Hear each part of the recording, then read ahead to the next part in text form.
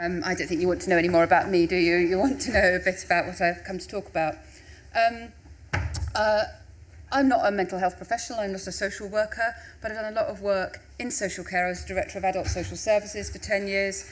And I think that one of the things we need to do is make sure that everybody's thinking about it. And it's not only psychiatric nurses and mental health professionals who are thinking about mental health. And I think there is a real and much broader role for, which has been touched on already, for society and for councils as part of their local communities to make sure that mental health is part of the kind of community infrastructure, it's something we think about. We talk about this for a lot of things, about how important your kind of wider determinants of health are, but the wider determinants of mental health are important too. And so some of what I'm going to talk about today is in a publication which is in your bags, and it's called Being Mindful of Mental Health, the Role of Local Government in Mental Health and Wellbeing. And so I'm not just going to talk about mental health, by which we normally mean we're going to talk about mental illness. I'm going to talk about mental well-being and some of the things that have already been touched on in terms of education and so on. So with community mental health, it is very easy to focus on illness and rather than how we keep communities mentally well. And being mentally well involves all sorts of things, and people have crises and they have life episodes in their life where they might be bereaved, or they might get married, or they might get divorced, or they might have a child, and all sorts of things in your life can trigger an episode of mental illness. We've had really quoted already lots of the statistics about the prevalence, and I noticed myself in the papers this morning the report about young girls, teenage girls, 1 in 4 experiencing some form of anxiety or depression. And any of you in the room who are managing people at work will know that this is something that happens to people. It may have happened to you, and we need to think about how we can help people never get to the level which involves an admission to hospital or the need for a mental health social worker and so on. You can't prevent everything, but there are some things that by working in different ways we can prevent. So this is about how we help people live their lives. It's about the design of towns and cities. I know there's some architects here today. It's about access to green space. It's particularly, I think, about having a job and a place to live. And housing and employment are just so critical and fundamental to underpin people's kind of self-esteem and mental well-being that we just shouldn't underestimate them.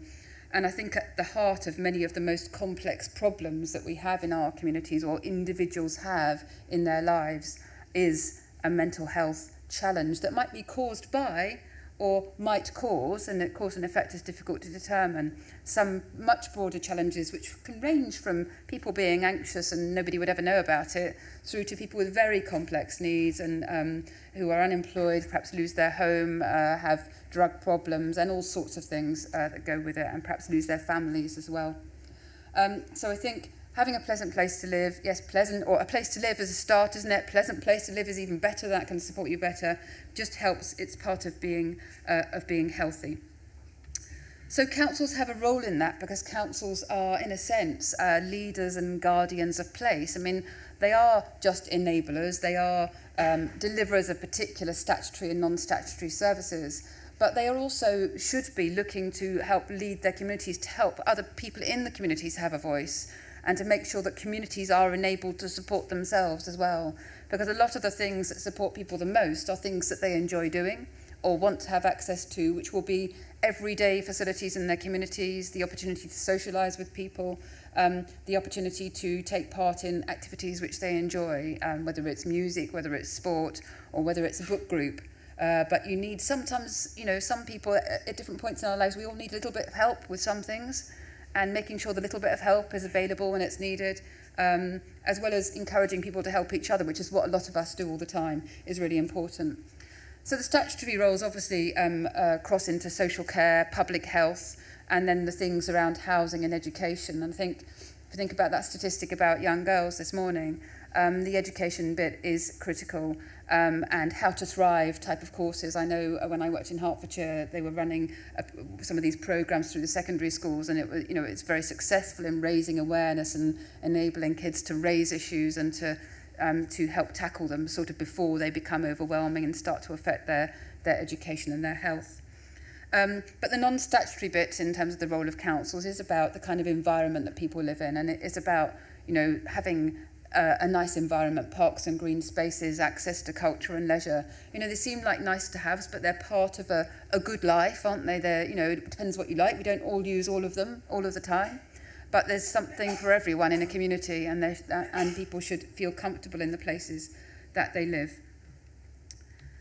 So I've, you know, been party to some of the mental health task force work that was done last year, and I've sat on the NHSE Strategic Mental Health Programme Board, and we've talked a lot about what's needed for people with mental health. It's great that there's more investment, although sometimes you do wonder whether it's just recycled from somewhere else, or it gets recycled to somewhere else once it's allocated, and it is a problem with mental health services, I think. But often when I sit in those meetings, there is a tendency to forget this broader set of things that people need to be mentally well. And not just to be mentally well, but to recover after they've been mentally ill. And so, you know, it tends to, you know, we look at, there's a liking for pathways in the medical world that was talked about in the supported housing session earlier. There's a liking for pathways, but actually the pathway doesn't end when you leave hospital or you leave the care of clinician. The pathway to recovery stretches further. So I was really pleased to attend the session on supported living and to hear about people's ambition around holistic treatment in communities and step-down care. And, you know, it's not just about buildings and supported living, it's also about direct payments and personal budgets, and gradually moving people through a path, an extended pathway that leads them to independent living with only intermittent involvement with services, which may be, you know, contact with the voluntary sector or contact with peers or people that have been through the same experience. So there's all sorts of things that are needed, and I think the prevention and early intervention end is critical. It does link to, with children, it links to the work in schools, and with kind of very low-tier services before people get into more crisis.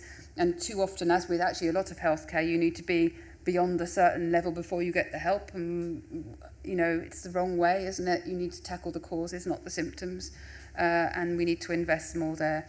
With older people, we know that loneliness, you know, is as dangerous as obesity and smoking, social isolation, and mental health, you know, is certainly not assisted, and it's often detrimental to mental health. You become depressed and isolated and withdrawn.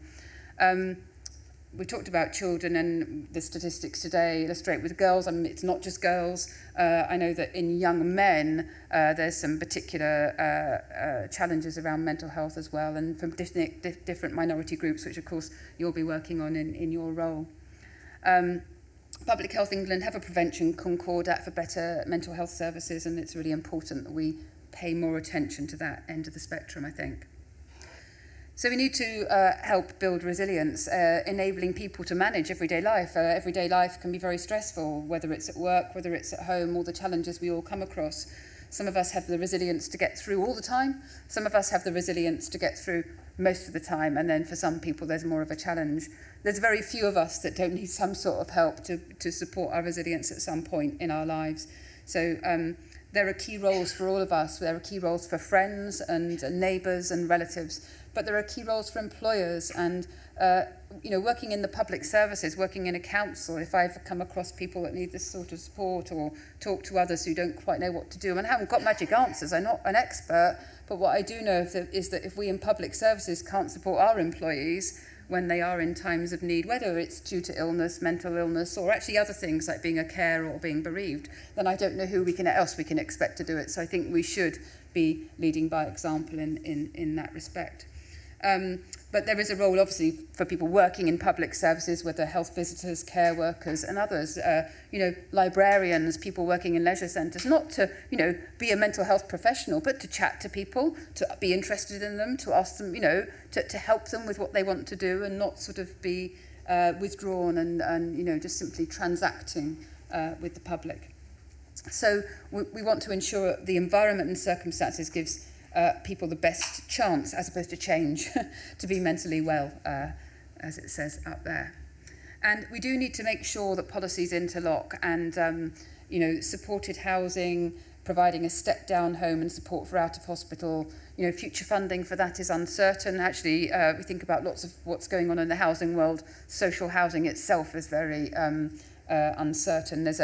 I think there's a greater acceptance of the need for more social housing and social housing for rent, and specialist housing sits within that, and step-down will be part of that. We must make sure, though, that step-down housing is not the end solution, because actually what you want is people to move through step-down solutions into independent living, not necessarily without support, but with such support as they need.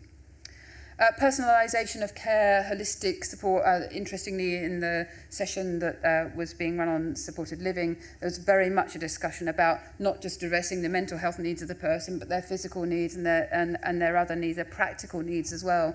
And the way you become able to live independently when you have or are living with a mental health condition or have recovered from a mental illness means that you have to be able to practically manage the bills and the repairs and your social interaction and talking to your neighbours, not just that you are recovered from an illness. So it's about enhancing people's ability to live their lives, and sometimes a personal budget or a direct payment or some ongoing support from either statutory services or the voluntary sector, or actually from friends and neighbours or communities, can be really helpful. And planning and housing power is important in this too.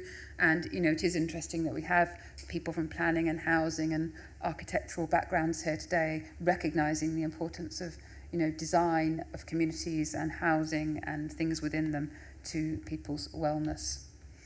I think I've probably covered some of these points about children and families. There seems to be an ongoing challenge in child and adolescent mental health services. It's partly a resourcing challenge, but it's also a challenge of connecting the bits of the system, the role of education in schools, and what can you expect in a world of tight resources. Teachers needing to be trained, but teachers being under pressure as well to deliver their day jobs and the ever-changing curriculum and all the things that are expected of them. But actually, if everybody plays their part, and it's not everybody's job, it's not your job to solve the problem if you're a teacher, but it's perhaps your job to flag that there might be a problem, that you can then have access to support. And, schools and education, I don't have education authorities anymore, but schools and perhaps academy chains these days would be an alternative that have access to things like counselling services for kids that they can bring in when they see a need, and they haven't got the resources in the school to cope. I know a lot of those things are under pressure. I know some places hang on to them tight because they actually think in the long run that is a resource well spent. And then just embedding mental health and well-being. We talk a lot about, embedding things and not just talking about the NHS, but talking about health in society and all the wider determinants. And we also talk a lot about parity of esteem for mental health and physical health. And this is all part of the same picture. It goes from prevention through treatment and care and support to recovery, whether it's physical or mental. And we're all people living in society. We all experience all these different challenges. And councils and you and we and communities all have a role, and we shouldn't just leave it to the professionals, important though they are, don't get me wrong, but I do think the wider picture is more often forgotten and shouldn't be. So thank you.